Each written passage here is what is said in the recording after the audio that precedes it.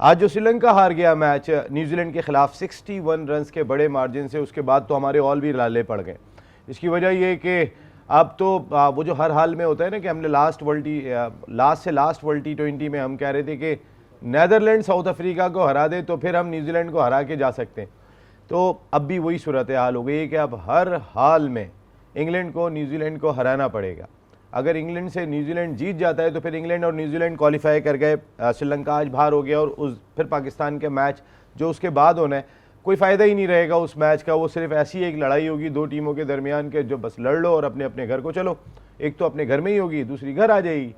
लेकिन जो हमने क्रिकेट खेली हमें बहुत पहले आ जाना चाहिए था। जो हम यारी दोस्तियाँ निभाते रहे, जिस तरीके से आप सारे लोग, आप कौन सा चैनल है, कौन सा मुबस्सिर है जो पाकिस्तान क्रिकेट टीम के कप्तान पे तनकीद नहीं कर रहा, सिर्फ पाकिस्तान में नहीं बल्कि पाकिस्तान से बाहर भी जिस तरीके की तनकीद हो रही है, लोग बात ये कर रहे हैं कि पाकिस्तान से हार गया, पाकिस्तान इंग्लैंड से नहीं हारा। जिस तरीके का शहीनशाह अफरीदी ने मैच बना के दे दिया था। और फिर हमें अपनी सच्चाई लानी होगी अपनी क्रिकेट में। आपने एक क्लिप देखा होगा जो बहुत ज़्यादा चल रहा है, दो दामाद खेल रहे हैं इस टीम के अंदर, एक सकलैन मुश्ताक के दामाद शादाब खान है, एक शाहिद खान अफरीदी के दामाद शहीनशाह अफरीदी हैं। आज तक सकलैन मुश्ताक अपने दामाद के लिए लड़ते हुए दिखाई दे रहे हैं। चैनल के ऊपर लोग हंस रहे होते हैं, मजाक कर रहे होते हैं। एक दूसरे सुसर हैं कि जिन्होंने इंडिया के मैच के फ़ौरन बाद कहा कि भाई मेरे दामाद को बाहर करो, टीम से परफॉर्म नहीं हो रहा। जब तक हम अपनी क्रिकेट में सच्चाई नहीं लाएंगे। और फिर उन्होंने अगले शो में कहा कि जब मुझे पता था शाहीन जब ये सुनेंगे कि उनके ससुर ने कहे कि दामाद को बाहर कर दो तो लाजमी तौर पे उनमें एक जज्बा आ जाएगा और वो परफॉर्म करेंगे। और ऐसा ही हुआ, शहीनशाह अफरीदी ने जो कुछ करके दिखाया।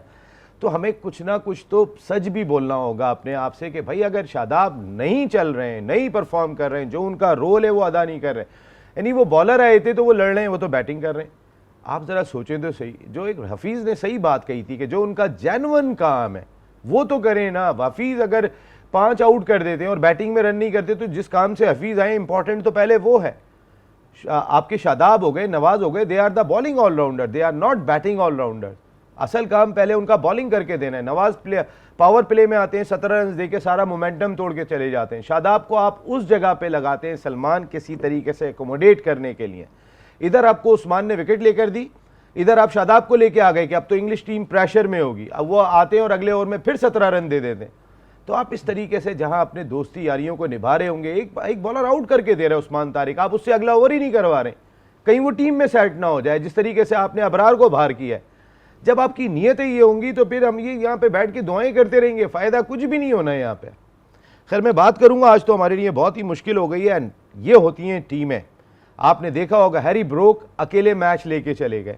आज जिस तरीके से सेंटनर ने बैटिंग की है एक ऐसे प्लेयर के साथ के जो अपना नवा T20 खेल रहे थे और पहली मरतबा वर्ल्ड T20 में थे, 84 for 6 in 12.1 ओवर्स। क्या हमारी टीम अगर 84 for 6 हो जाए तो हम 120 कर लेंगे?